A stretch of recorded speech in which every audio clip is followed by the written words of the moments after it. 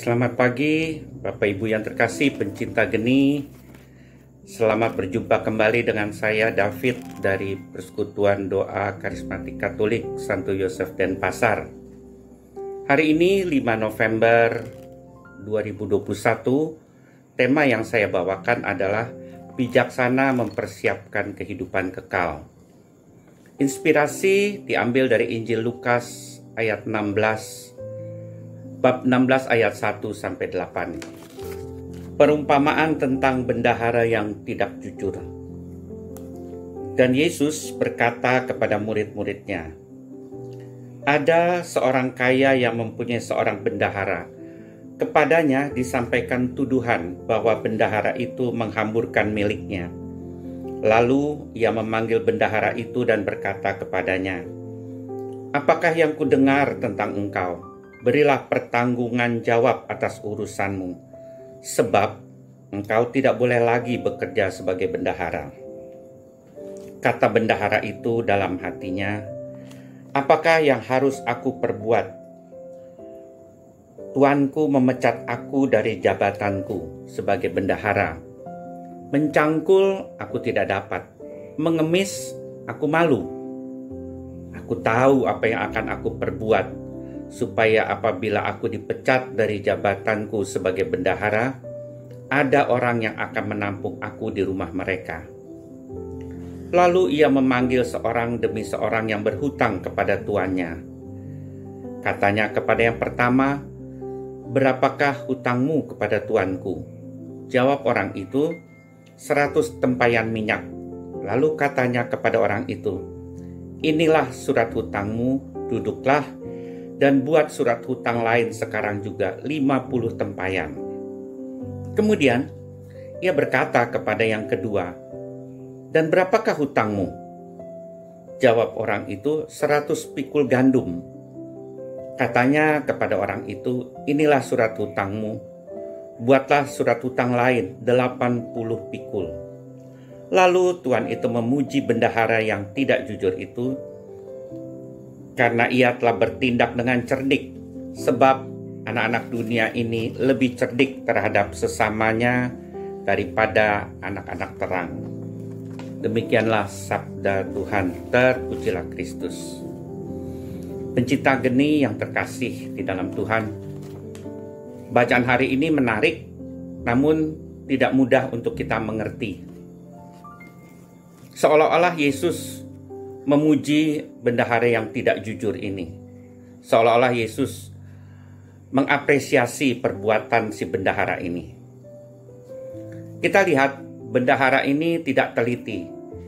Dia dikatakan memboros harta tuannya, mungkin juga dia salah urus.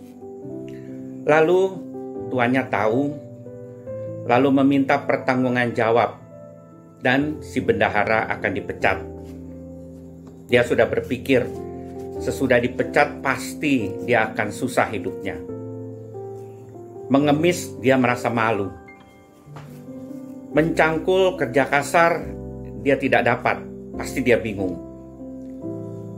Lalu tiba-tiba muncul ide brilian. Dia memanggil orang-orang yang berhutang kepada tuannya, lalu disuruh bikin surat hutang yang baru. Kemudian pasti orang-orang itu pun senang karena hutangnya menjadi semakin kecil, dan kemudian dia bersahabat dengan orang-orang yang berhutang kepada tuannya, dengan harapan agar kelak kalau dia sudah tidak dapat bekerja lagi, sudah dipecat, ada yang mau menampung dia. Pencinta geni yang terkasih di dalam Tuhan, bendahara ini dipuji tuannya karena ia bertindak cerdik dalam mempersiapkan masa depannya ketika ia masih ada waktu dan kesempatan untuk itu.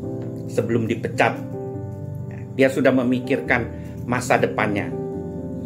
Jadi ayat ini, perikop ini bukan berbicara tentang uang, tentang harta, tetapi berbicara seperti kita lihat di ayat 8 yang merupakan inti dari bacaan perikop ini, itu jika bendahara yang tidak jujur itu berlaku bijaksana dalam hal perkataan duniawi dan mengambil tindakan dan mengingat masa depannya di dunia, apalagi kita Ya, kita tentu harus berikhtiar dalam perkara-perkara rohani yang menentukan untuk kehidupan di masa depan dalam kerajaan Allah yang menjadi soal sekarang ini.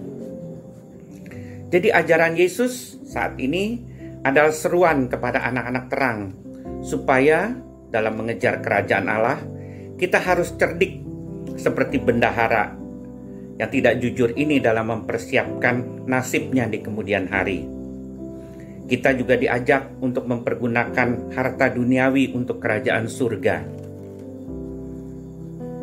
Itu dapat diberikan kepada orang-orang miskin yang berkekurangan supaya kelak kita dapat mengambil bagian dalam kerajaan Allah. Kita semua para pengikut Kristus diajak untuk menjadi pengelola yang benar atas harta yang dimiliki dan mempersiapkan secara benar karena suatu saat kita pun akan diminta pertanggunggan jawab. Kalau anak-anak dunia berusaha untuk mencapai tujuannya dalam perkara-perkara duniawi dan membuat dirinya merasa terjamin dalam hidupnya selanjutnya di dunia ini, terlebih pula anak-anak terang tentu harus mempergunakan sungguh-sungguh waktu dan kesempatan yang Tuhan berikan untuk dapat mempersiapkan masuk ke dalam kerajaan Allah menikmati keselamatan kekal. Amin.